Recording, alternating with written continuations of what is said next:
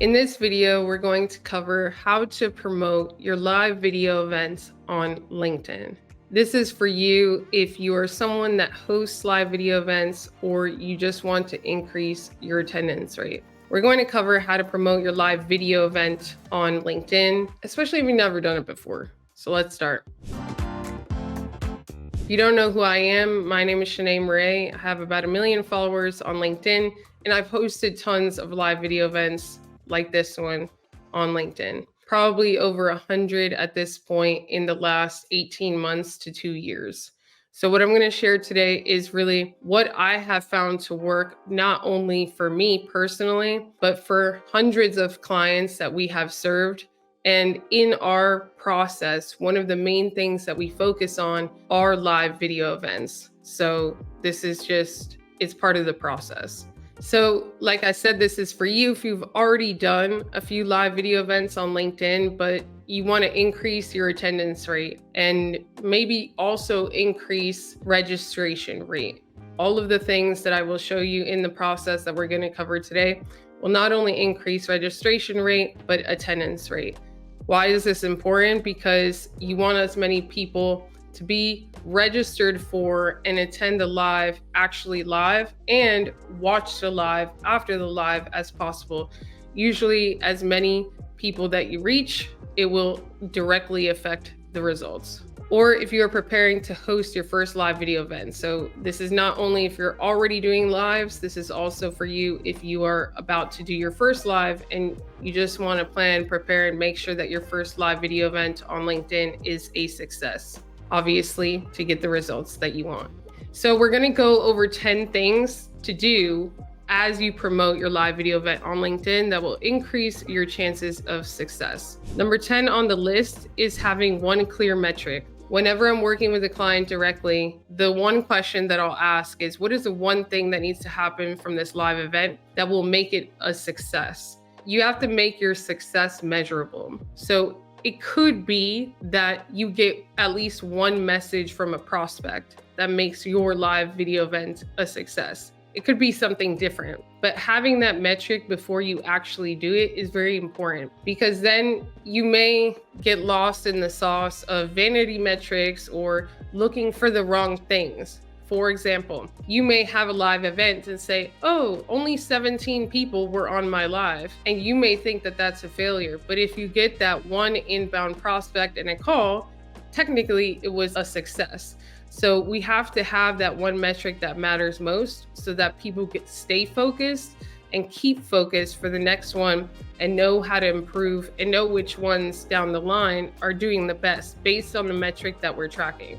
I have had clients where we do one live a week. Let's say after 8 lives, we see, oh, this one did really well in terms of impressions and visibility, but actually these 3 were the ones that drove the most business.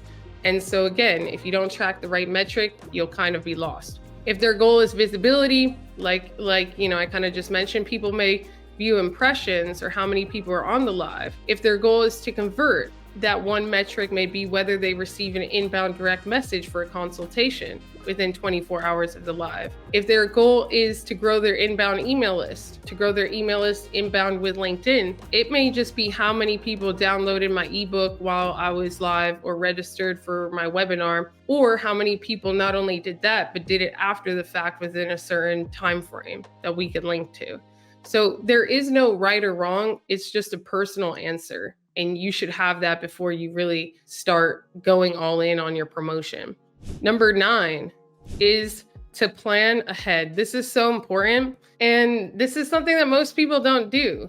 I have a saying that your event started 2 to 3 weeks ago. So if you have a live video event upcoming on LinkedIn or you want to host your first one, I highly recommend that you just get into the mindset that the success of your live event will be predetermined by how you promote it 2 to 3 weeks out. And the one after that, and the one after that, and the one after that. So getting into that cadence and that mindset and learning those skills is imperative. Now, that doesn't mean that you can't do pop-up lives. So if I'm working with someone who may not have the skill set to perform the way that they need to perform on a live video, Pop-up lives may be good leading up to the live where the entire audience is going to be there. But if somebody already has those skill sets, is a true expert in whatever it is that they do a lot of presentations, TED Talks, whatever, then I don't have to teach them that. So focusing more on quality versus quantity in that example would probably be the preferred path. Probably also because a person at that level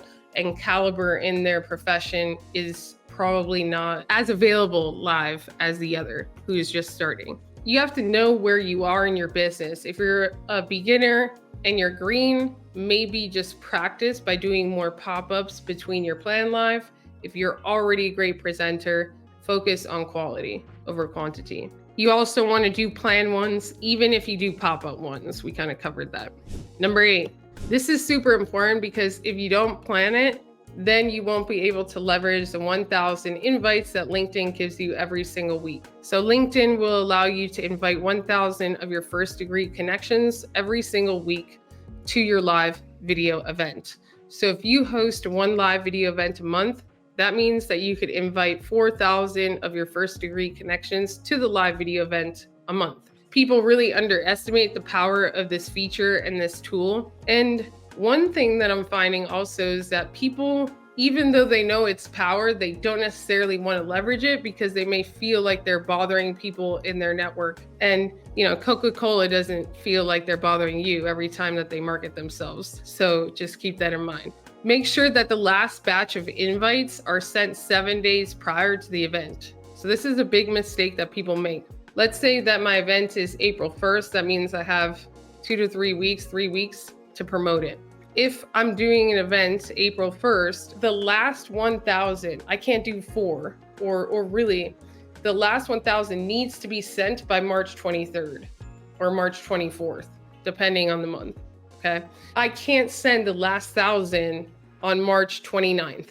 Why? Because it's not gonna give people enough time for the last 1,000 invites to be able to accept and attend the event. And then what you'll do is you'll waste that 1,000 and you'll get off cadence for the next event. Because when you go to create your next event after the one on April 1st, then the 1,000 credits won't be readily available. So it's a little bit confusing, but just make sure that the last batch of invites gets sent about 7 days prior. And if you don't have more than 4,000 connections on LinkedIn to be able to maximize your invites, then I highly recommend prioritize growing on LinkedIn. And you could do that for free by going to the YouTube. We just created a video called the 90-day LinkedIn content plan, and you could start there. Actually, yesterday, somebody tagged us in a video. She's a French speaker. And it was so cool to see that from a YouTube video that's just in English, that I'm sure she read captions, or maybe she reads or listens in English, she understands English, that she did a French video and then she had all of these comments, and it's building a community of French speakers on LinkedIn. It was pretty wild to see. So definitely you could start there. Number 7, use your LinkedIn newsletter to invite people to your event. If you don't know what a LinkedIn newsletter is, we'll put a video up here or here. We'll put the link, and you could watch the tutorial on how to launch your LinkedIn newsletter and why it's so important. But if you have one, you should be leveraging it as a tool to distribute and to get people invited and to get your live events seen. So use it as a distribution tool to get more people to come to your live event. Now, this is critical because you can only invite your first degree connections connected to your LinkedIn live event. So what happens is that your LinkedIn newsletter subscribers, they're not only first degree connections, especially as it grows. In the beginning, the majority maybe, but as it grows, as people share it, you'll start getting a lot of second and third degree connections that are subscribers to your LinkedIn newsletter. That's critical because now you could leverage the LinkedIn newsletter to get your event in front of people that would have otherwise probably not have seen it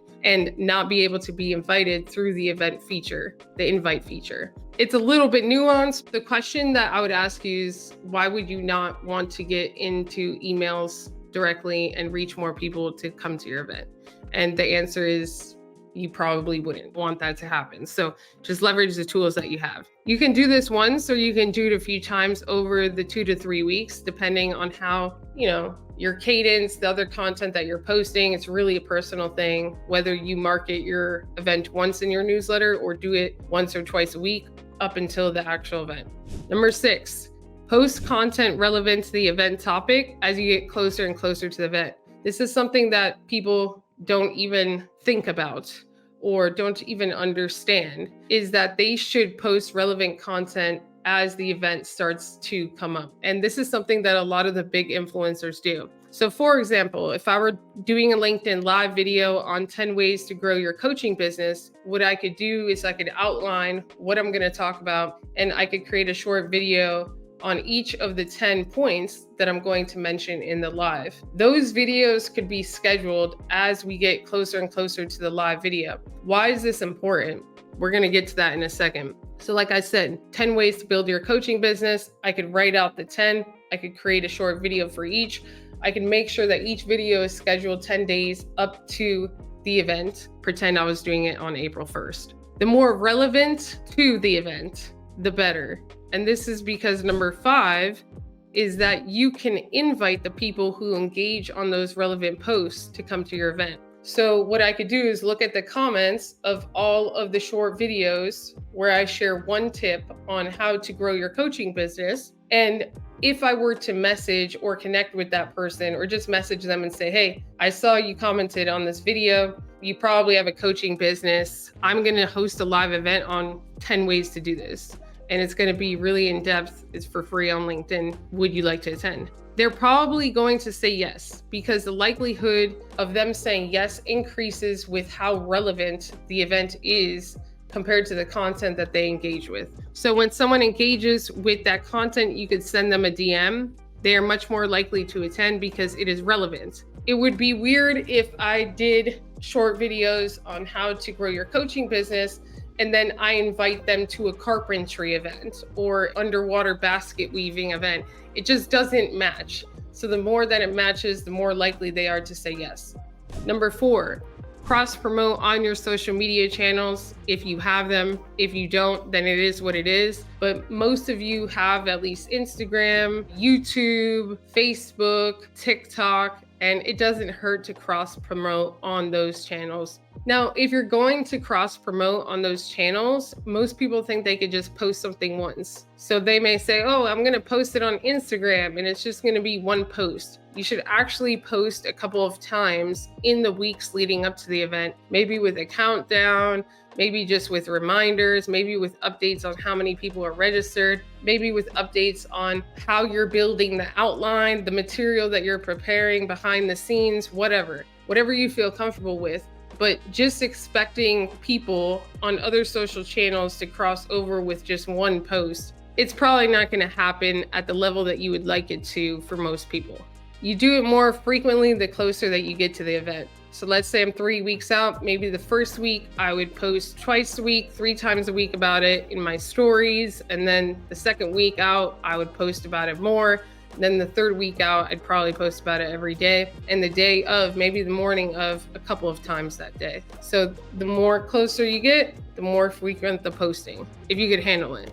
Number 3, use your private email list. So make sure that you send your private email list an invite to this event if you have one. And again, you want to do this more than once, probably not every day, depending on the cadence that you already email people on your private email list. But you want to give them an opportunity to come see you live and learn from you through a different medium that may not be writing. If you do not have a private email list, I highly recommend that you prioritize growing one, and we'll do an entire other training on that. But that could take me down a rabbit hole for the entire day. And, Number 2, be clear in your messaging. This is critical and not something that a lot of people think of. You want to put yourself in the frame of mind of the viewer. You're inviting them to a live event just like 100 other people are. Why should they give you their free time, resources, energy? Why should they show up? Why should they coordinate it on their schedule? Why should they give up something else to be, present with you and learning from you? And sometimes you have to make that very clear in what the expectations are And the way that you do that is by answering these very simple questions that people just for some reason do not usually answer. So who is your event for? And not something generic like for professional women, right? Or for business owners. It has to be more specific than that. What type of business owner? Do they have a team? How long have they been in business? Are they the founder, or, are they just the owner? Are they the operator? Are they in service? Are they in product? So you usually want to give some guidelines and frame of reference for who is this event for, as well as who is this not for. People don't usually filter out enough. And I'll give you one example. I tell people, unfortunately, I'm just not the strategist for you. If you are working a corporate job, if you do not own your business and operate in your business, then you should not come to this webinar or this masterclass or this live. Also, if you're not willing to do video on LinkedIn, if you're not willing to go live on LinkedIn, you should probably just exit stage left or not show up. Why? Because that's part of our process, is doing video, doing lives. So why would I waste that person's time? You have to come up with filters, because the more you filter on the front end, the higher quality of people that fit your process and fit exactly who you want to speak to on the back end. So I hope that kind of makes sense. What will they learn? You don't have to give exactly every detail, but give them an idea to spark that curiosity. How is it different or better than similar events they have attended? And it could be specific and strategic things, or it could just be something more on the humor side, that this will not bore you to death.